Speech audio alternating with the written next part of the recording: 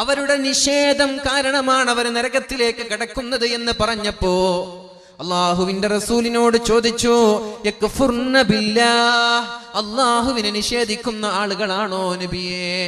നമ്മുടെ പെണ്ണുങ്ങളാണല്ലോ വേദന ഫസ്റ്റ് വരുന്നത്. ആണുങ്ങളില്ലെങ്കിൽ നിങ്ങൾ വിഷമിക്കേണ്ട, ഇഷ്ടംപോലെ പെണ്ണുങ്ങളുണ്ട് എന്നാണ് സംഘാടകർ പല സ്ഥലത്തും പറയാറ്. ഇവർ അള്ളാഹുവിനെ നിഷേധിക്കുമോ നബിയെ? അല്ലല്ല, ഇവർ അള്ളാഹുവിനെ നിഷേധിച്ചിട്ടില്ല. ഇവരെ നിഷേധിച്ചത് ആരെയാണ്? ഇവരുടെ ഭർത്താവിനെയാണ്. ഭർത്താവ് പറഞ്ഞത് കേൾക്കൂല, ഭർത്താവിനോട് ധിക്കാരം കാണിക്കുക, ഭർത്താവിനോട് എതിര് പ്രവർത്തിക്കുക, ഭർത്താവ് പറഞ്ഞത് ചെയ്യാതിരിക്കടി ഒരു ചായ വെക്കെന്ന് പറയും, എനിക്ക് പറ്റൂല, നിങ്ങൾ വേണമെങ്കിൽ വെച്ചോ എന്ന് പറയാ. എന്റെ വസ്ത്രം അയൺ ചെയ്യണമെന്ന് പറയുമ്പേ എനിക്ക് പറ്റൂല, എനിക്ക് മക്കൾ നോക്കാനുണ്ട്, എനിക്ക് അടിച്ചു വാരാനുണ്ട്, എന്റെ പണി തന്നെ തീരുന്നില്ല, പിന്നെയല്ലേ നിങ്ങളുടെ ഒരു വസ്ത്രം പോയി പണി നോക്കെന്ന് പറയാ. ഇതൊക്കെ പറയുന്നില്ലേ മോഡേൺ പെണ്ണുങ്ങളൊക്കെ അല്ലേ? പണ്ട് കാലങ്ങളിലൊക്കെ ഒരു പെണ്ണിനെ കല്യാണം കഴിച്ചു കൊടുക്കുമ്പോ മാതാപിതാക്കൾ ഒരുപാട് ഉപദേശം നൽകുമായിരുന്നു. മുത്തശ്ശിമാർ, ഉമ്മൂമ്മമാർ, വല്യമ്മമാർ ഒരുപാട് ഉപദേശങ്ങൾ നൽകും. ഭർത്താവിന്റെ വീട്ടിലൊക്കെ എന്തൊക്കെ ചെയ്യണം, എന്തൊക്കെ സഹിക്കണം എന്നൊക്കെ. പക്ഷെ ഇന്ന് ഉമ്മമാര് നൽകുന്ന ഉപദേശം എന്താണ്? ഭർത്താവിന്റെ ഉമ്മ ഒന്ന് ദേഷ്യപ്പെട്ട, നീ ഇറങ്ങി വന്നോ, എനിക്ക് ഫോൺ ചെയ്താൽ മതി, ഞാൻ വന്നോളാം. പിന്നെ ഡിവേഴ്സായി, പിന്നെ തൊലാക്കായി. ആരും പരസ്പരം അടുപ്പിക്കാൻ ശ്രമിക്കുന്നില്ല, എല്ലാവരും ശ്രമിക്കുന്നത് പരസ്പരം അകറ്റാനാണ്. ചെറിയ ചെറിയ പിറ്റി കേസിന്റെ പേരിലൊക്കെ തൊലാക്ക് നടക്കുക. വാട്സപ്പിൽ ഒരു മെസ്സേജ് അയച്ചു, ഭാര്യ വായിച്ചു, റീപ്ലൈ ചെയ്തില്ല, അതിന്റെ പേരിൽ ഡിവേഴ്സ് നടക്കുക. ഇതൊക്കെ നടന്നിട്ടില്ല നമ്മുടെ കേരളത്തിൽ? ചെറിയ ചെറിയ ചെറിയ ചെറിയ കാര്യങ്ങളിലൊക്കെ ഡിവേഴ്സും വിവാഹമോചനങ്ങളും നടക്കുക. എന്നിട്ട് നമ്മൾ ആരെയാണ് മാതൃകയാക്കുന്നത്? മാതൃകാ വനിതയായി ഒരു അവാർഡ് കൊടുത്തത് വായിക്കാൻ സാധിച്ചു. ആർക്കാണ്? മാതൃകാ വനിത എന്ന പേരിൽ ഒരു പെണ്ണിന്, ഒരു സിനിമാ നടിക്ക് അവാർഡ് കൊടുത്തു. അപ്പൊ ഈ പെണ്ണിനെ കണ്ടിട്ട് നമ്മുടെ മക്കളൊക്കെ മാതൃകയാക്കണം എന്നാണ് അതിന്റെ അർത്ഥം. ആരാണ് ആ പെണ്ണ്? സ്വന്തം ഭർത്താവിനെ വേണ്ട എന്ന് പറഞ്ഞ് കോടതിയുടെ മുമ്പിൽ വിവാഹമോചനം ആവശ്യപ്പെട്ട് ഭർത്താവില്ലാതെ സിനിമയുടെ രംഗത്തേക്ക് വന്നതിന് 13 വർഷക്കാലം സിനിമയിൽ നിന്ന് അകന്നു നിന്ന് വീണ്ടും സിനിമയിലേക്ക് കടന്നു വന്നത് കാരണം ഈ പെണ്ണിന് മാതൃകാ വനിത എന്ന അവാർഡ് കൊടുക്കുക. നമ്മുടെ മക്കൾ ഇത് കാണുന്നു. എന്നിട്ട് എന്താണ് മാതൃകയാവാനുള്ള കാരണം? ഭർത്താവിനെ ഒഴിവാക്കി എന്നുള്ളത് തന്നെ. ആരാണ്? മഞ്ജു വാര്യർ അല്ലേ? ഭർത്താവിനെയും മകളെയും വലിച്ചെറിഞ്ഞ് സിനിമയുടെ ലോകത്തേക്ക് കടന്നു വന്നതിന് മാതൃക യോഗ്യയായ വനിത എന്ന അവാർഡ് കൊടുക്കുക. എന്നിട്ട് നമ്മുടെ മക്കൾ അത് ഫോളോ ചെയ്യുക. എന്നിട്ട് നമ്മുടെ മക്കൾ സിനിമയും സീരിയലും കണ്ട് ഒളിച്ചോടുക. ഈ ഒളിച്ചോട്ടങ്ങളൊക്കെ നടക്കുന്നത് നിങ്ങൾ വിചാരിച്ചിരിക്കും ഇതൊക്കെ പ്രണയത്തിന്റെ ഡെപ്തിലെത്തിയത് കൊണ്ടായിരിക്കുമെന്നല്ലേ? സ്നേഹം അതിന്റെ ആഴത്തിലെത്തിയത് കൊണ്ടായിരിക്കും ഈ കല്യാണ ദിവസങ്ങളിലൊക്കെ ഒളിച്ചോട്ടം നടക്കുന്നത് എന്ന് നിങ്ങൾ കരുതിയിട്ടുണ്ടാകും. നോ, അങ്ങനെയല്ല. പല ഒളിച്ചോട്ടങ്ങളും നടക്കുന്നത് ബ്ലാക്ക് മെയിലിങ്ങിലൂടെയാണ്. രാത്രി ഇങ്ങനെ സംസാരിക്കുന്നു, മഗ്രിബ് മുതൽ സുബഹി വരെ. ഈ ഓഡിയോ കാമുകൻ അവിടെ റെക്കോർഡ് ചെയ്തു വെക്കുന്നു. എന്നിട്ടോ കാമുകിയോട് പറയുന്നു, ദാ നീ സംസാരിച്ചത് ഇവിടെ റെക്കോർഡാണ്, ഇവിടെ സേവ് ആണ്. ഞാൻ പറഞ്ഞ സ്ഥലത്തേക്ക് വന്നില്ലെങ്കിൽ, ഞാൻ പറഞ്ഞത് കേട്ടില്ലെങ്കിൽ, നീ എന്നോട് സംസാരിച്ച ആ ഓഡിയോകൾ ഞാൻ ഇതാ ലീക്ക് ചെയ്യാൻ പോവാൻ, വാട്സപ്പിലൂടെ അയക്കാൻ പോവാൻ, ഞാൻ ഫേസ്ബുക്കിലൂടെ അപ്ലോഡ് ചെയ്യാൻ പോവാൻ, ഞാൻ പറഞ്ഞത് അനുസരിച്ച് കൊള്ളണം എന്ന് പറയുമ്പോഴേക്കും പെണ്ണ് ചിന്തിക്കുന്നത്, സുബ്ഹാനല്ലാഹ്, ഇനി ഞാൻ എന്താ ചെയ്യാ? ഞാൻ എന്തൊക്കെയോ സംസാരിച്ചിട്ടുണ്ട് രാത്രി. ഇതെന്റെ ഉപ്പ കേട്ടാൽ, ഇതെന്റെ ഉമ്മ കേട്ടാൽ, ഇതെന്റെ കുടുംബങ്ങൾ കേട്ടാൽ, ഇനി അത് ലീക്കാവാതിരിക്കാൻ ഒരൊറ്റൊരു മാർഗമേ ഉള്ളൂ, എന്റെ ശരീരം കാമുകന് കാഴ്ചവെക്കുക. എന്നിട്ട് ശരീരം കാമുകന് കാഴ്ചവെച്ചു. എന്നിട്ടോ നീ ആ ഓഡിയോ ഡിലീറ്റ് ചെയ്യണം. ഓക്കെ, ഞാൻ ഡിലീറ്റ് ചെയ്യാം. പക്ഷേ ഓഡിയോയെക്കാളും വലുത് ഇവിടെ ഷൂട്ട് ചെയ്ത് കഴിഞ്ഞു. അത് ഇവള് മനസ്സിലാക്കുന്നില്ല. ഓഡിയോ ഡിലീറ്റ് ചെയ്യാൻ വേണ്ടി പോയതാണ്. പക്ഷേ ഇവരുടെ കാമകേളികൾ, ഇവരുടെ ടച്ചിങ്ങും ഇവരുടെ പ്രവർത്തനങ്ങളും വീഡിയോയിലൂടെ ഷൂട്ട് ചെയ്തു. പിന്നെ വീഡിയോ വെച്ചിട്ടാണ് കളികൾ നടക്കുന്നത്. കല്യാണത്തിന്റെ തലേന്ന്, കല്യാണ ദിവസത്തിൽ വരാനിരിക്കെ ഒരു പെണ്ണിന് ഒളിച്ചോടാൻ പറ്റണം. എന്ത് ധൈര്യമായിരിക്കും അതൊക്കെ? ഒരു ഉപ്പയെ വേണ്ട, ഉമ്മയെ വേണ്ട, ആയിരക്കണക്കിന് കുടുംബങ്ങളൊക്കെ തടിച്ചുകൂടി കല്യാണ മണ്ഡപത്തിൽ ബിരിയാണി ചോറിങ്ങനെ തയ്യാറായി കൊണ്ടിരിക്കെ 40 പവനോളം ആളുകളുടെ മുമ്പിൽ ബെഗ് ചെയ്ത് യാചിച്ച് സമാഹരിച്ചു കൊണ്ടുവന്ന സ്വർണത്തിന്റെ മാലകൾ ധരിച്ച് കല്യാണത്തിന്റെ വീടിൽ നിന്നൊരു പെണ്ണിറങ്ങി പോവണമെങ്കിൽ ഇതൊന്നും സ്നേഹത്തിന്റെ ഡെപ്താണെന്ന് പറഞ്ഞ് ഞങ്ങളത് വിശ്വസിക്കില്ല. ഈ പെണ്ണ് ഒളിച്ചോടണമെങ്കിൽ ഒന്നുകിൽ ഇങ്ങനെ ബ്ലാക്ക് മെയിലിംഗ് നടക്കണം, എന്റെ കൂടെ വരണം, ഇല്ലെങ്കിൽ നിന്റെ വീഡിയോ ഞാൻ ലീക്ക് ചെയ്യാൻ. പിന്നെ പെണ്ണെന്താ ചിന്തിക്കുക? ഞാൻ നിന്റെ വീഡിയോകൾ, നീ അയച്ചു തന്ന ഇമേജുകൾ ഇങ്ങനെയാണല്ലോ. പെണ്ണുങ്ങൾ പൊതുവെ നിഷ്കളങ്കരാണ്. ഇവരൊരു കാമുകന്റെ ഒരു പഞ്ചാരവാക്ക് കേൾക്കുമ്പോഴേക്കും അങ്ങോട്ട് കീഴ്പ്പെട്ട് കഴിഞ്ഞു. പിന്നെ ഫോട്ടോ വേണമെന്ന് പറയുമ്പോൾ എല്ലാ ഫോട്ടോ പറഞ്ഞയച്ചു, എല്ലാ മെസ്സേജ് അയച്ചു കഴിഞ്ഞു. എന്നിട്ട് ഇത് വെച്ചിങ്ങനെ ബ്ലാക്ക് മെയിൽ ചെയ്യാണ്. പെണ്ണ് ചിന്തിക്കുന്നു, ഞാൻ ഇവന്റെ കൂടെ പോയില്ലെങ്കിൽ എന്റെ ഈ ഇമേജുകൾ, എന്റെ ഈ വേണ്ടാത്ത വീഡിയോകൾ ഇവൻ നാടുനീളെ പ്രചരിപ്പിക്കുമല്ലോ, അതെനിക്ക് സഹിക്കാൻ പറ്റൂല. അതുകൊണ്ട് ഇവന്റെ കൂടെ പോവലാണ് നല്ലത്.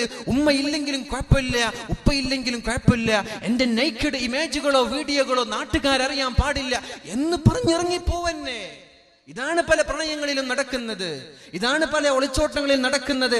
അല്ലാതെ ഒരു പെണ്ണിന് 18 വർഷക്കാലം പോറ്റി വളർത്തിയ ഉമ്മയെ എങ്ങനെ ഒഴിവാക്കാൻ പറ്റും? കോടതിയിൽ വെച്ച് ഉമ്മാൻ എനിക്കറിയില്ല എന്ന് പറയാൻ എങ്ങനെയാണ് ആ പെണ്ണിന് പറ്റുക? ഇതൊക്കെ സംഭവം ഇതാണ്. പക്ഷെ ഞാൻ പറയാൻ, എന്റെ ശബ്ദം ശപിക്കുന്ന പെണ്ണുങ്ങളോ സഹോദരികളോ ചെറുപ്പക്കാരികളോ ഇങ്ങനെ ഒരു ബ്ലാക്ക് മെയിലിംഗിന് അടിമപ്പെടുന്നുവെങ്കിൽ നിങ്ങൾ ഒളിച്ചോടുകയല്ല വേണ്ടത്. നിങ്ങളുടെ ഏറ്റവും അടുത്ത ആളോട് പറയണം, തെറ്റുപറ്റി, സ്വാഭാവികമാണ്.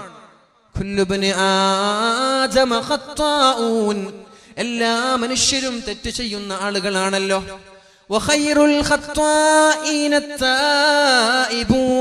തെറ്റ് ചെയ്യുന്നവരിൽ ഏറ്റവും നല്ലവൻ അല്ലാഹുവിലേക്ക് തൗബ ചെയ്ത് മടങ്ങുന്ന ആളുകളാണെന്ന് പരിശുദ്ധ റസൂലുള്ളാഹി സ്വല്ലല്ലാഹു അലൈഹി വസല്ലം. തെറ്റുപറ്റും മനുഷ്യ സഹജമാണ് അല്ലേ? ഹബീബിന്റെ വഫാത്തിന്റെ ശേഷം മഅസൂമിങ്ങളില്ല. നബിതങ്ങൾ ലോകത്തോട് വിട പറഞ്ഞു, അതോടുകൂടി മഅസൂമിങ്ങൾ അസ്തമിച്ചു. നബിതങ്ങളുടെ വഫാത്തിന്റെ ശേഷം സകലമായ ആളുകളും തെറ്റ് ചെയ്യുന്ന ആളുകളാണ്. പക്ഷേ തെറ്റ് ചെയ്യുമ്പോ അത് തെറ്റാണെന്ന് തിരിച്ചറിഞ്ഞ് തൗബ ചെയ്യണം. അവിടെയാണ് ഒരു പെണ്ണ്, അവിടെയാണ് ഒരു ആണ് വിജയിക്കുന്നത്. ഖൈറുൽ ഖത്വാഈൻ, തിന്മ ചെയ്യുന്ന ദോഷികളായ ആളുകളിൽ ഏറ്റവും നമ്പർ 1 ആളാരാ? അത്തായിബൂൻ, ഉടനെ തൗബ ചെയ്യുന്ന ആളുകൾ.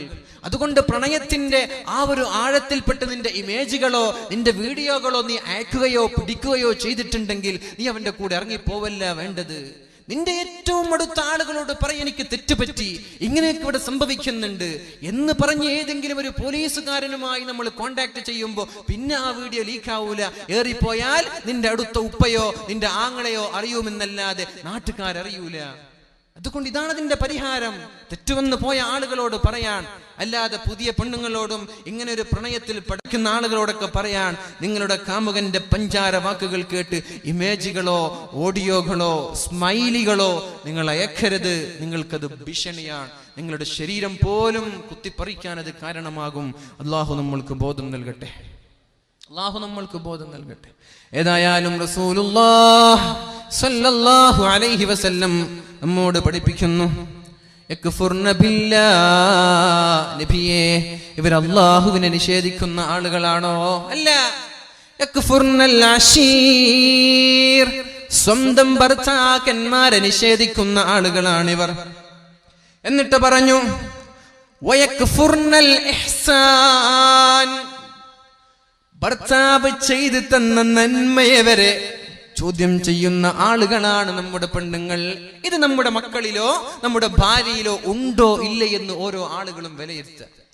ഭർത്താവിനെ നിഷേധിക്കുമെന്ന് പറഞ്ഞു. പിന്നെ പറയുന്നത് വയക്ഫുർനൽ ഇഹ്സാൻ, നന്മകളെ നിഷേധിക്കുന്ന ആളുകളാണ് പെണ്ണുങ്ങൾ.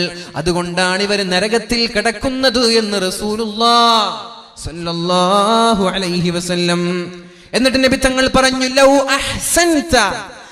അഹ്സൻത ഇലാ ഇഹ്ദാഹുന്ന ദഹർ, നിങ്ങളുടെ ഭാര്യമാർക്ക് നിങ്ങൾ കാലങ്ങളോളം നന്മ ചെയ്താൽ, സുമ്മ റഅത് മിൻക ശൈആ, പിന്നെ ഏതെങ്കിലും ഒരു ദിവസം ഒരു നന്മ ചെയ്യാൻ നിങ്ങൾക്ക് കഴിയാതെ വന്നാൽ, ഖാലത്ത്, ആ പെണ്ണ് പറയുന്നത്, ഭാര്യ പറയുന്നത്, മാ റഅയ്തു മിൻക ഖൈറൻ ഖത്തു, ഇന്ന് വരെ എനിക്കൊരു ഉപകാരം ചെയ്തിട്ടില്ല എന്ന് പറയുന്ന ആളാണ് പെണ്ണുങ്ങൾ.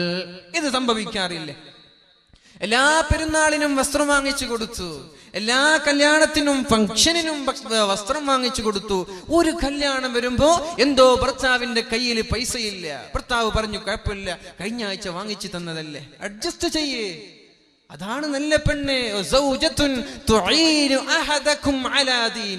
ഭർത്താവിനെ ദീനിയായ കാര്യങ്ങളിൽ സഹായിക്കുന്ന പെണ്ണാണ് ഏറ്റവും നല്ല പെണ്ണ്. അല്ലാത്ത പെണ്ണുങ്ങളൊക്കെ മോശക്കാരാണ്.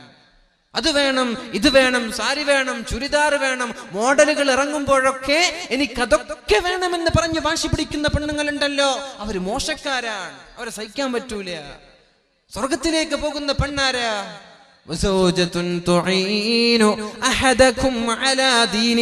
ദീനിയായ കാര്യങ്ങളിൽ ഭർത്താവിനെ സഹായിക്കുന്ന പെണ്ണാണോ, ആ പെണ്ണെ നിനക്ക് സ്വർഗത്തിൽ പോകാൻ പറ്റൂ. അല്ലാഹുവിന്റെ ഹബീബ് പറയാൻ, എല്ലാ കല്യാണങ്ങൾക്കും എല്ലാ പെരുന്നാളിനും വസ്ത്രം വാങ്ങിച്ചു കൊടുത്തു. ഏതോ ഒരു പെരുന്നാളിന് എന്തോ ഒരു തിരക്ക് മൂലം ഭാര്യയ്ക്കൊരു വസ്ത്രം വാങ്ങിച്ചു കൊടുക്കാൻ കഴിയാതിരുന്നപ്പോ ഭാര്യ പറഞ്ഞ വാക്ക്, എന്റെ കല്യാണം കഴിഞ്ഞത് മുതൽ ഇന്ന് വരെ എനിക്കൊരു ഉപകാരം നിങ്ങൾ ചെയ്തിട്ടില്ലല്ലോ. അങ്ങനെ പറയുന്ന ആളുകളാണ് പെണ്ണുങ്ങൾ. ഇതുകൊണ്ടാണ് ഇവര് നരകത്തിലേക്ക് കിടക്കുന്നത് എന്ന് ശഫീഉനാ റസൂലുള്ളാഹ്. പെണ്ണുങ്ങൾ ആലോചിക്കുക, ഇത് എന്നിലുണ്ടോ എന്ന്. ഞാനിങ്ങനെ പറയാറുണ്ടോ? ഇല്ലേ? എല്ലാം ചെയ്തു കൊടുത്തു, എല്ലാ സഹായങ്ങളും ചെയ്തു. എപ്പോഴെങ്കിലും ഒന്ന് ചെയ്യാൻ പറ്റാതിരിക്കുമ്പോൾ നിങ്ങളെ കൊണ്ടൊരു ഗുണമില്ല, നിങ്ങളെ കൊണ്ടൊരു നേട്ടമില്ല, നിങ്ങൾ എനിക്കൊരു കാര്യവും ചെയ്തു തന്നിട്ടില്ല എന്ന് പറയുന്ന പെണ്ണുങ്ങൾ നമ്മുടെ നാട്ടിൽ വർദ്ധിക്കുകയാണ്. ചെയ്യുന്ന നന്മകളെയൊക്കെ നിഷേധിക്കുകയാണ്. ഈ ഒരു നിഷേധം ഇവരെ നരകത്തിലേക്ക് കൊണ്ടുപോകുമെന്ന് റസൂലുള്ളാഹ്. അല്ലാഹു തആല നമ്മൾക്ക് ബോധം നൽകട്ടെ. സ്ത്രീകളോട് പറയാൻ, നിങ്ങളുടെ സ്വർഗം നിങ്ങളുടെ ഭർത്താവിന്റെ കയ്യിലാണ്. അയ്യുമംറഅത്തിൻ മാതത് വസൗജുഹാ അൻഹാ റാളിൻ. ഒരു പെണ്ണ് മരിച്ചുപോയി, ആ പെണ്ണിനെ ഭർത്താവിന് ഇഷ്ടമാണ്, ഭർത്താവിന് തൃപ്തിയാണ്. എന്നോടുള്ള ബാധ്യതകളൊക്കെ നല്ല രീതിയിൽ എന്റെ ഭാര്യ ചെയ്തു തന്നിട്ടുണ്ടല്ലോ എന്നൊരു ഭർത്താവിന് അഭിപ്രായമുണ്ടായിരിക്കെ ഏതെങ്കിലും ഒരു പെണ്ണ് മരിച്ചു പോയാൽ ദഖലത്തിൽ ജന്ന, അവൾ സ്വർഗത്തിലേക്കാണ് പോകുന്നത് എന്ന് റസൂലുള്ളാഹ്. ഒരു ഹദീസ് പറയുന്നുണ്ട്, അയ്യുമംറഅത്തിൻ സഅലത് സൗജഹ ത്വലാഖ്. ഏതെങ്കിലും ഒരു പെണ്ണ് ഭർത്താവിനോട് എന്നെ വന്ന് ത്വലാഖ് ചെല്ലണമെന്ന് പറഞ്ഞാൽ, എന്നെ വന്ന് ഡിവേഴ്സ് ചെയ്യണമെന്ന് പറഞ്ഞാൽ, എന്നെ ഒഴിവാക്ക്, എന്നെ കെട്ടാൻ എത്ര ആളുണ്ട് അല്ലേ, എന്നൊന്ന് ഒഴിവാക്കി തന്നേക്ക്, നിങ്ങളല്ലാതെ ആയിരക്കണക്കിന് ആളുകൾ എന്നെ കല്യാണം കഴിക്കാൻ ഇവിടെ ക്യൂ നിൽക്കുന്നുണ്ട്, എന്നെ ത്വലാഖ് ചെല്ലേ എന്ന് ഭർത്താവിനോടൊരു പെണ്ണ് ആവശ്യപ്പെട്ടാൽ ഹറാമുൻ അലൈഹാ റായിഹത്തുൽ ജന്ന, സ്വർഗ്ഗത്തിന്റെ വാസന അവൾക്ക് ഹറാമാണെന്ന് റസൂലുള്ളാഹ് സ്വല്ലല്ലാഹു അലൈഹി വസല്ലം. പെണ്ണേ, ദേഷ്യം വരുമ്പോ എന്തൊക്കെയോ പറഞ്ഞു പോവരുത്. ദേഷ്യം വരുമ്പോൾ എന്തൊക്കെയോ പറയാൻ പാടില്ല, കൺട്രോൾ ചെയ്യണം. ഭർത്താവിനോട് ത്വലാഖ് ചോദിക്കല്ല, ഭർത്താവിനോട് ത്വലാഖ് ചെല്ലാൻ ആവശ്യപ്പെടല്ല. അങ്ങനെ ഏതെങ്കിലും പെണ്ണ് ഭർത്താവിനോട് ത്വലാഖ് ചെല്ലാൻ ആവശ്യപ്പെട്ടാൽ ആ പെണ്ണിന് സ്വർഗ്ഗം ഹറാമാണെന്ന് റസൂലുള്ളാഹ് സ്വല്ലല്ലാഹു അലൈഹി വസല്ലം. മഹാനായ അല്ലാഹുവിന്റെ ഹബീബ് ഇങ്ങനെ കരഞ്ഞുകൊണ്ടിരിക്കുകയാണ്. അപ്പോഴാണ് മഹദിയായ ഫാത്തിമ ബിൻതി മുഹമ്മദിൻ സ്വല്ലല്ലാഹു അലൈഹി വസല്ലം, നബിയുടെ കരളിന്റെ കഷ്ണമായ ഫാത്തിമ ബീവി അല്ലാഹുവിന്റെ റസൂലിന്റെ സന്നിധിയിലേക്ക് പോകുന്നത്. കൂടെ ഭർത്താവ് അലി തങ്ങളുമുണ്ട്. അപ്പോഴാണ് ഫാത്തിമ ബീവി ചോദിച്ചത്, ഫിദാക അബീ വ ഉമ്മി യാ റസൂലല്ലാഹ്, അല്ലാഹുവിന്റെ ഹബീബേ, മല്ലദീ അബ്കാക്, എന്തിനാണ് കരയുന്നത്, എന്തിനാണ് നബിയെ ഇങ്ങനെ കരയുന്നത്? അല്ലാഹുവിന്റെ ഹബീബ് പൊട്ടി പൊട്ടി കരയാൻ. എന്തിനാണ് നബിയെ ഇങ്ങനെ കരയുന്നത് എന്ന് ചോദിക്കുമ്പോ റസൂലുള്ളാഹി സ്വല്ലല്ലാഹു അലൈഹി വസല്ലമ തങ്ങൾ പറഞ്ഞത്, യാ അലി, അലിയേ, ലൈലത ഉസ്രിയ ബി ഇലസ്സമാ, ആകാശലോകങ്ങളിൽ ഞാനൊരു പ്രയാണം നടത്തിയപ്പോൾ റഅയ്തു നിസാഅം മിൻ ഉമ്മതി, എന്റെ സമൂഹത്തിൽപ്പെട്ട സ്ത്രീകളെ എനിക്ക് കാണാൻ സാധിച്ചു. മിൻ ശിദ്ദത്തി അദാബിഹിന്ന, അവരനുഭവിക്കുന്ന ശിക്ഷകളുടെ, പീഡനങ്ങളുടെ, പ്രയാസങ്ങളുടെ ആ ഒരു ഗാംഭീര്യം കണ്ടപ്പോൾ എനിക്ക് വേദന തോന്നി അലി. അവരനുഭവിക്കുന്ന ശിക്ഷകൾ കണ്ടപ്പോൾ എനിക്ക് വിഷമം തോന്നി. എന്റെ ഉമ്മത്തിൽപ്പെട്ടവരാണല്ലോ, 4 കാര്യം ചെയ്താൽ സ്വർഗത്തിൽ കിടക്കാമെന്ന് പറഞ്ഞവരാണല്ലോ, എന്നിട്ടും ഇവര് നരകത്തിൽ കിടക്കുന്നത് കണ്ടപ്പോ എനിക്ക് സഹിക്കാൻ പറ്റുന്നില്ല അലിയേ, അതുകൊണ്ടാണ് ഞാൻ കരയുന്നത് എന്ന് റസൂലുള്ളാഹ്. നബി ഒന്ന് പറഞ്ഞു തരുമോ എന്താണ് എന്റെ സമൂഹം ചെയ്യുന്നത്? നബി തങ്ങൾ പറയാൻ തുടങ്ങി, റഅയ്തും റഅതൻ മുഅല്ലഖതൻ ബിശഅരിഹാ യുഗ്ലാ ദിമാഉ റഅസിഹാ. അല്ലാഹുവിന്റെ ഹബീബ് സ്വല്ലല്ലാഹു അലൈഹി വസല്ലം വിശദീകരിക്കാൻ തുടങ്ങി അവിടെ കണ്ട രംഗങ്ങൾ. ഇത് കേൾക്കുമ്പോൾ പെണ്ണെ ഞങ്ങൾ ആലോചിക്കേണ്ടത് ഈ ഒരു സ്വഭാവം എന്നിലുണ്ടോ എന്നാണ്. അപ്പുറത്തേക്ക് കഴിച്ചുകൊണ്ടല്ല, അയൽവാസിക്ക് കഴിച്ചുകൊണ്ടല്ല, നമ്മളിലുണ്ടോ, എന്നിലുണ്ടോ എന്ന് നോക്ക്. എന്നിലുണ്ടെങ്കിൽ നമ്മളത് മാറ്റണം, രക്ഷയില്ല. നമ്മൾ ചിന്തിക്കേണ്ടത് എന്താണ്? എന്റെ ഭാര്യയിൽ അതുണ്ടോ, എന്റെ മക്കളിൽ അതുണ്ടോ, എന്റെ പെങ്ങന്മാരിത് ചെയ്യുന്നുണ്ടോ, എന്റെ മാതാപിതാക്കൾ ഇത് ചെയ്യുന്നുണ്ടോ? ഉണ്ടെങ്കിൽ മാറ്റിയേ പറ്റൂ, രക്ഷപ്പെടാനുള്ള വഴിയാണിത്. നമ്മളൊക്കെ നാളെ സ്വർഗത്തിലേക്ക് പോകണമെന്ന് ആഗ്രഹിക്കുന്ന ആളുകളല്ലേ അല്ലേ? സ്വർഗത്തിലേക്ക് കയറണ്ടേ? നരകത്തിലേക്ക് കടക്കാതെ, ഒരു നിമിഷം പോലും നരകത്തിന്റെ ശിക്ഷ അനുഭവിക്കാതെ സ്വർഗത്തിലേക്ക് പോകാൻ അല്ലാഹു തൗഫീഖ് ചെയ്യട്ടെ. റഅയ്തും റഅതൻ മുഅല്ലഖതൻ ബിശഅരിഹാ, അവളുടെ മുടിയെ അല്ലാഹു പിടിച്ചു വെച്ച് കെട്ടിയിട്ടുണ്ട്. യുഗ്ലാ ദിമാഉ റഅസിഹാ, നരകത്തിൽ കിടന്നവരുടെ തലച്ചോറ് ഇങ്ങനെ തിളച്ചു മറിയുന്നുണ്ട്. നരകത്തിലാണ് ഈ പെണ്ണുള്ളത്. ഈ പെണ്ണിങ്ങനെ നരകത്തിൽ കിടന്നിങ്ങനെ പിടക്കുന്നുണ്ട്. ഇവളുടെ മുടിയെ അല്ലാഹു നരകത്തിൽ പിടിച്ചു വെച്ച് കെട്ടിയിട്ടിട്ടുണ്ട്. അവളുടെ തല ഇങ്ങനെ പാല് തിളക്കുന്നത് പോലെ അവളുടെ തലയിൽ നിന്ന് തലച്ചോറിങ്ങനെ തിളച്ചു മറിയുന്നുണ്ട്. ഇതൊക്കെ കാണുമ്പോൾ അലിയെ എങ്ങനെയാണ് ഒരാൾ കരയാതിരിക്കുന്നത്? എങ്ങനെയാണ് ഒരാൾക്ക് സഹിക്കാൻ പറ്റുക? ഉമ്മത്തിന് വേണ്ടി ജീവിച്ച് ഉമ്മത്തിന് വേണ്ടി മരിച്ചു പോയ റസൂലുള്ളാഹ് അവസാനം മരിക്കുമ്പോൾ ഉമ്മത്തി, എന്റെ ഉമ്മത്തിന്റെ കാര്യം ഓർത്താണ് എനിക്ക് വിഷമമെന്ന് പറഞ്ഞ് മരിച്ചു പോയ റസൂലുള്ളാഹ്. സിറാത്ത് പാലത്തിൽ നമ്മൾ ഇങ്ങനെ കിടക്കുമ്പോ ഓരോ ആളുകൾ ഇങ്ങനെ തെറ്റിന്റെ കാഠിന്യം അനുസരിച്ച് നരകത്തിലേക്ക് കടന്നു വീഴുമ്പോൾ സിറാത്ത് പാലത്തിന്റെ മറുതലയ്ക്ക് നിന്നുകൊണ്ട് അല്ലാഹുമ്മ സല്ലിം, അല്ലാഹുമ്മ സല്ലിം, അല്ലാഹുവേ എന്റെ സമൂഹത്തെ നീ രക്ഷപ്പെടുത്തണമെന്ന് ദുആ ചെയ്യുന്ന നബി. ഈ നബിക്ക് ഇത് സഹിക്കാൻ പറ്റോ? ഈ നബിക്ക് ഇതൊക്കെ കാണുമ്പോൾ എങ്ങനെ സഹിക്കാനാ പറ്റുക? അതുകൊണ്ടാണ് നബി തങ്ങൾ കരയുന്നത്.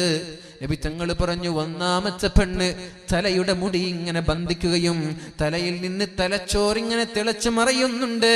അപ്പോഴാണ് ഫാത്തിമ ബീവി പറഞ്ഞത്, നബിയെ ഈ പെണ്ണാരാണ്? എന്ത് തെറ്റാണ് ഈ പെണ്ണ് ചെയ്തത്? ഈ പെണ്ണിന്റെ പാപം എന്താണ്? ഈ പെണ്ണിന്റെ കുറ്റം എന്താണ്? ഈ പെണ്ണിന്റെ ന്യൂനത എന്താണ് നബിയെ എന്ന് ചോദിക്കുമ്പോൾ അല്ലാഹുവിന്റെ റസൂല് പറഞ്ഞു, ഫഇന്നഹാ കാനത് ലാ തുഗത്തി ശഅറഹാ മിനൽ റിജാൽ. അന്യ പുരുഷന്മാരെ കാണുമ്പോ തലമറക്കാത്ത പെണ്ണാണവൾ. ഉസ്താദുമാരെ കാണുമ്പോ മാത്രം തലയിൽ തട്ടമിട്ടിട്ട് കാര്യമില്ല. അങ്ങനെ ചിന്തിച്ചിട്ടുണ്ട് ചില ആളുകൾ. ഉസ്താദുമാരെ കാണുമ്പോ പടച്ചോൻ എന്തൊരു ഈമാൻ. നടന്മാരോ സെലിബ്രിറ്റികളോ വരുമ്പോ പിന്നെ ഈമാനൊക്കെ വലിച്ചെറിഞ്ഞു, പിന്നെ സെൽഫി എടുക്കുക, പിന്നെ ഷോൾഡർ പിടിക്കുക, പിന്നെ കൈ പിടിക്കുക. ഇതൊക്കെയാണ്. ഇതാണോ ഈമാൻ? അല്ല. അന്യ പുരുഷന്മാരെ കാണുമ്പോ തലയുടെ മുടിയെ മറച്ചു വെക്കാത്ത പെണ്ണ്. അല്ലാഹുവിന്റെ ഹബീബ് പറയാൻ, ഫഇന്നഹാ കാനത് ലാ തുഗത്തി ശഅറഹാ മിനൽ റിജാൽ. അന്യ പുരുഷന്മാരെ കാണുന്ന അവസരങ്ങളിൽ തലയുടെ മുടി കാണിച്ച് നടക്കുന്ന പെണ്ണ്, ആ പെണ്ണിന്റെ തലമുടിയെ അല്ലാഹു നരകലോകത്ത് ബന്ധിക്കുകയും അവളുടെ തലച്ചോറിങ്ങനെ തിളച്ചു മറിയുകയും ചെയ്യുമെന്ന് കാലാകാലം ഇതനുഭവിക്കേണ്ടി വരുമെന്ന് റസൂലുള്ളാഹ്. വീട്ടിൽ നിന്ന് സ്കൂളിലേക്ക് കടന്നു പോവാൻ പഫ് ചെയ്ത് പോകുന്ന പെണ്ണുങ്ങളില്ലേ അല്ലെ? പഫ് ചെയ്ത് മുടി ഇങ്ങനെ കുത്തിക്കയറ്റി വെക്കുക, എന്നിട്ട് ഹിജാബ് തലയുടെ നടുവിൽ വെക്കുക, മുടി ഇങ്ങനെ പൊന്തിച്ച് നടക്കുക, മുടി കട്ട് ചെയ്ത് മുടിയുടെ കഷ്ണം ഇങ്ങനെ തൂക്കി നടക്കുന്ന ആളുകളില്ലേ? 1500 2000 നൽകി മുടി അയൺ ചെയ്താൽ പിന്നെ ആളുകൾക്ക് കാണിച്ചു നടക്കണ്ടേ?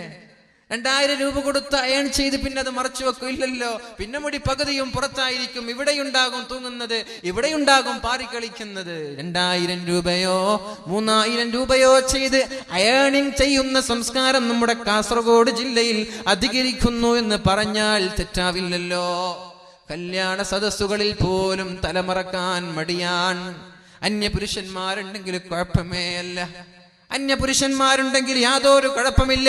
കല്യാണത്തിന്റെ വീടുകളിൽ അങ്ങ് ബാൽക്കണിയിൽ കടന്നു വന്ന് മുറ്റങ്ങളിൽ നിറഞ്ഞു നിൽക്കുന്ന അന്യപുരുഷന്മാരുടെ മുമ്പിൽ തന്റെ തലമുടി പ്രദർശിപ്പിക്കുന്ന പെണ്ണെ, നിനക്കാണ് അല്ലാഹു ഇത് നൽകാൻ പോകുന്നത്, സൂക്ഷിച്ചോ. സ്വർഗം വേണമെങ്കിൽ, സ്വർഗം വേണ്ടേ കുഴപ്പമില്ല, നീ ചെയ്തോ. സ്വർഗം വേണോ, നരകത്തിൽ നിന്ന് രക്ഷപ്പെടണോ, പാസ്റ്റ് ഇസ് പാസ്റ്റ്, കഴിഞ്ഞതൊക്കെ കഴിഞ്ഞു, ഇനിയുള്ള കാലം നീ സൂക്ഷിച്ചേക്ക്. നിന്റെ മുടി നിനക്ക് സൗന്ദര്യം പ്രകടിപ്പിക്കാം. ആരുടെ മുമ്പിൽ? നിന്റെ ഭർത്താവിന്റെ മുമ്പിൽ. നീ അയൺ ചെയ്തോ, നിന്റെ ഭർത്താവിന് നിന്റെ സൗന്ദര്യം പ്രകടിപ്പിച്ചോ, കുഴപ്പമില്ല. നാട്ടുകാരെ കാണിച്ചു കൊടുക്കണ്ട. ഭർത്താവിന്റെ മുമ്പിൽ നീ അയൺ ചെയ്യുന്നതോ പഫ് ചെയ്യുന്നതോ അല്ലെങ്കിൽ ഹെയർ സ്റ്റൈൽ ഏത് രീതിയിലാക്കുന്നതിലൊരു കുഴപ്പമില്ല.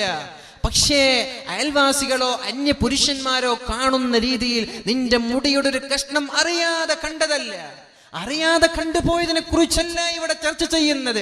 മനഃപൂർവ്വം നീ എന്നെ കാണട്ടെ, എന്റെ സൗന്ദര്യം ആസ്വദിക്കട്ടെ, എന്നെ നാട്ടുകാരറിയട്ടെ, നീ ഇങ്ങോട്ട് പർച്ചേസിന് പോവാൻ, ഷോപ്പിങ്ങിന് പോവാൻ, അവിടെയുള്ള സെയിൽസ്മാൻ എന്നെ കാണട്ടെ, എനിക്ക് നമ്പർ തരട്ടെ എന്നല്ലേ ഇതിന്റെ അർത്ഥം? അല്ലേ? ഇതൊക്കെ അല്ലേ ഇത് ലക്ഷ്യമാക്കുന്നത്? മുഖം മറിച്ച് നടന്നൂടെ? ഒരു പാരഡോക്സ് ഉണ്ട്, ഒരു വിരോധാഭാസമുണ്ട്. 18, 16, 17 വയസ്സുള്ള പെൺകുട്ടികൾ മുഖം തുറന്ന് നടക്കുക, വൃദ്ധയായ പെണ്ണുങ്ങൾ മുഖം മറച്ചു നടക്കുക. ഇതെന്ത് ബന്ധമാണ്? ഇതെന്ത് ദീനാണ്? ദീന് പറയുന്നത് എന്താ? കണ്ടാൽ ആഗ്രഹിക്കപ്പെടാത്ത ഒരു പെണ്ണ്, ഒരാൾ കണ്ടാൽ വികാരം തോന്നാത്തൊരു വൃദ്ധയായ പെണ്ണിന് വേണമെങ്കിൽ മുഖം തുറക്കുന്നതിൽ കുഴപ്പമില്ല, അല്ലാത്തവരൊക്കെ മുഖം മറക്കണമെന്ന് പറഞ്ഞപ്പോ നമ്മുടെ കണ്ടാൽ ഒരാൾക്കും വികാരം തോന്നാത്ത ചുക്കിച്ചുളിഞ്ഞ മുഖമുള്ള ഉമ്മമാരങ്ങോട്ട് മറച്ചു നടക്കുക, സുന്ദരികളായ പെൺകുട്ടികളൊക്കെ മുഖം അങ്ങോട്ട് തുറന്നു നടക്കുക. ഇതല്ലേ നമ്മുടെ നാട്ടിൽ നടക്കുന്നത്? ഇത് ആരുടെ ദീനാണ്? ഇത് ആരുടെ സംസ്കാരമാണ്? ഇത് ആരാണ് പഠിപ്പിച്ചത്? മുഖം മറച്ചു നടന്നൂടെ? അപ്പോൾ ഈ പ്രണയങ്ങളൊക്കെ നടക്കും. നിന്റെ മുഖം കാണുമ്പോഴല്ലേ നിന്നൊന്ന് കിട്ടണമെന്ന് തോന്നുന്നത്, അല്ലേ? നിന്റെ ഭംഗി കാണുമ്പോഴല്ലേ ഇവളെ എനിക്ക് പ്രണയിക്കണമെന്ന് തോന്നുന്നത്. നീ മുഖം മറച്ചു നടക്ക്, നിന്നെ അറിയൂല ആരും, നിന്റെ സൗന്ദര്യം അറിയൂല, നിന്റെ പിന്നാലെ ആളുകൾ വരൂല. അതുകൊണ്ട് മുഖം മറച്ചു നടക്ക്. അതിനാണ് പരിശുദ്ധ ഇസ്ലാം നമ്മൾക്ക് പഠിപ്പിക്കുന്നത്. ലോകത്ത് ഏറ്റവും വലിയ അത്ഭുതം നടക്കുന്നത് മക്കയിലാണ്. തവാഫ് ചെയ്യുന്ന വേളയിൽ പുരുഷന്മാർ ഇന്നർ വിയർ പോലും ഇല്ലാതെ 2 കഷ്ണം തുണികളുമായി കഅബയെ തവാഫ് ചെയ്യുമ്പോൾ ലോകത്തിന്റെ നാനാ മുക്കുമൂലകളിൽ നിന്നുള്ള എങ്ങനെയുള്ള പെണ്ണുങ്ങളൊക്കെ വരുന്നു. അവരാരും ഇവരുടെ മുഖം നോക്കുന്നില്ലല്ലോ. മഅ്ശറയ്ക്ക് സമാനമാണത്. ആയിഷാ ബീവി ചോദിച്ചുവല്ലോ, ഹഫാതൻ ഉറാതൻ ഉർലാ, ചെരുപ്പില്ലാതെ നഗ്നരായി വിവസ്ത്രരായി ചേരാകർമ്മം ചെയ്യപ്പെടാത്തവരായി ആളുകളൊക്കെ നാളെ മഅ്ശറയിൽ ഒരുമിച്ച് കൂടുമെന്ന് പറയുമ്പോൾ അല്ലാഹുവിന്റെ ഹബീബിനോട് ആയിഷാ ബീവി ചോദിച്ചു, യാ റസൂലല്ലാഹ്, അല്ലാഹുവിന്റെ ഹബീബേ, ആളുകൾ അങ്ങോട്ടും ഇങ്ങോട്ടും നോക്കൂലേ? എല്ലാവരും ഒരു സദസ്സിൽ, ആരും വസ്ത്രം ധരിച്ചിട്ടില്ല. ആണുങ്ങൾ പെണ്ണുങ്ങളെയും പെണ്ണുങ്ങൾ ആണുങ്ങളെയും നോക്കൂല നബിയേ. നബിസങ്ങൾ പറഞ്ഞു, ആയിഷ, അൽ അംറു അശദ്ദു മിൻ, അതിനേക്കാളും വലിയ പ്രശ്നമാണ്. ആളുകൾ വിചാരിക്കുന്നത് എന്റെ കയ്യിലേക്ക് നൽകപ്പെടുന്ന കിതാബ് അത് വലത് കയ്യിലായിരിക്കുമോ ഇടത് കയ്യിലായിരിക്കുമോ, ഞാൻ നരകത്തിലേക്കാണോ അല്ല ഞാൻ സ്വർഗത്തിലേക്കാണോ എന്ന് വെപ്രാളപ്പെടുന്ന സമയത്ത് ആർക്കും മറ്റുള്ളവന്റെ ഔറത്തിലേക്ക് നോക്കാനുള്ള താല്പര്യം ഉണ്ടാവൂല. അതേപോലെയാണ് കഅബയിൽ ഇങ്ങനെ തവാഫ് ചെയ്യുമ്പോ അന്യ സ്ത്രീകളുടെ മുഖം നോക്കാറേ ഇല്ല. ഭയങ്കര സംഭവമാണ്. ലക്ഷക്കണക്കിന് ആളുകൾ മുട്ടി തവാഫ് ചെയ്തിട്ട് അവിടെ ഒരു ഫിത്ന നടക്കുന്നില്ലല്ലോ, അവിടെ ഒരു വേണ്ടായ്മ നടക്കുന്നില്ലല്ലോ, അവിടെ ഒരു അരുതായ്മകൾ നടക്കുന്നില്ലല്ലോ. എന്തെന്നറിയത്? പെൺകുട്ടികൾ പർദ്ദ ധരിച്ച് ഹിജാബ് ധരിച്ച് നടക്കാണ് അവിടെ. ഈ കാണുന്നത് പോലെ ലെഗിൻസും ടീഷർട്ടും ഇട്ട് അവിടെ തവാഫ് ചെയ്താൽ അവിടെയും നടക്കും ഫിത്നകൾ. ആളുകൾക്ക് വികാരം തോന്നിപ്പിക്കുന്ന രീതിയിൽ വസ്ത്രം ധരിക്കല്ല. നിന്റെ ശരീരത്തിന്റെ അംഗലാവണ്യം, ശരീരത്തിന്റെ സൗന്ദര്യം പ്രദർശിപ്പിക്കുന്ന രീതിയിൽ നീ ചൂരിദാറോ അല്ലെങ്കിൽ എന്തുമാവട്ടെ ലെഗിൻസോ നീ ഇട്ട് നടക്കല്ല. നീ പർദ്ദ ധരിച്ച് പുറത്തിറങ്ങ്. ആ പർദ്ദ തന്നെ ടൈറ്റ് ഫിറ്റ് ആക്കി നടക്കല്ല, അത് ലൂസ് ആവട്ടെ. നിന്റെ ശരീരത്തിന്റെ അവയവം ആരും കാണാൻ പാടില്ല.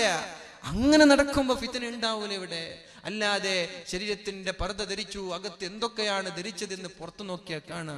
ഇങ്ങനെയൊക്കെ പർദ്ദ ധരിച്ച് നടക്കുന്ന ആളുകളില്ലേ? എന്തിനാണ് ദൂരെ വെച്ചൂടെ? എന്തിനാണ് അതൊക്കെ ധരിക്കുന്നത്? ആരെ കാണിക്കാനാ? ആരുടെ മുമ്പിലായി അഭിനയമൊക്കെ നിർത്തിവെച്ചൂടെ?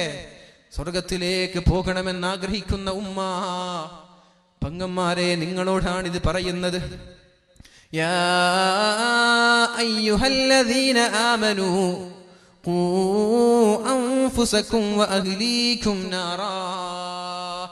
ഓ സത്യവിശ്വാസികളെ, നിങ്ങൾ നിങ്ങളുടെ ശരീരത്തെ നരകത്തിൽ നിന്ന് സൂക്ഷിക്കണം.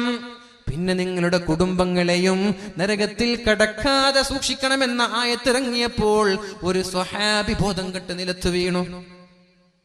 നമ്മൾക്ക് എന്തെങ്കിലും മാറ്റം വന്ന് ഈ ആയത്ത് കേട്ടിട്ട് ഉണ്ടോ? ഈ ആയത്ത് കേട്ടപ്പോഴേക്കും സ്വഹാബി ബോധം കെട്ട് നിലത്ത് വീണുന്ന അല്ലാഹുവിന്റെ ഹബീബായ റസൂലുള്ളാഹ് അവിടെ കിടന്നിങ്ങനെ പടക്കുകയാണ്. നബി തങ്ങൾ തന്റെ ചെവിയെ ആ ചെറുപ്പക്കാരന്റെ ചുണ്ടിലങ്ങോട്ട് വെച്ചു നോക്കിയപ്പോൾ ആ ചെറുപ്പക്കാരൻ പറയുന്നുണ്ട്, യാ റസൂലല്ലാഹ്, എന്റെ ശരീരത്തെ നരകത്തിൽ നിന്ന് എനിക്ക് സൂക്ഷിക്കാം, പക്ഷെ എന്റെ ഭാര്യയെ ഞാൻ എങ്ങനെയാണ് സൂക്ഷിക്കുന്നത്? എന്റെ മക്കളുടെ കാര്യം ഞാൻ എങ്ങനെയാണ് ചെയ്യുന്നത്? മക്കളെയും ഭാര്യയെയും നരകത്തിൽ നിന്ന് കാക്കണമെന്നല്ലേ പരിശുദ്ധ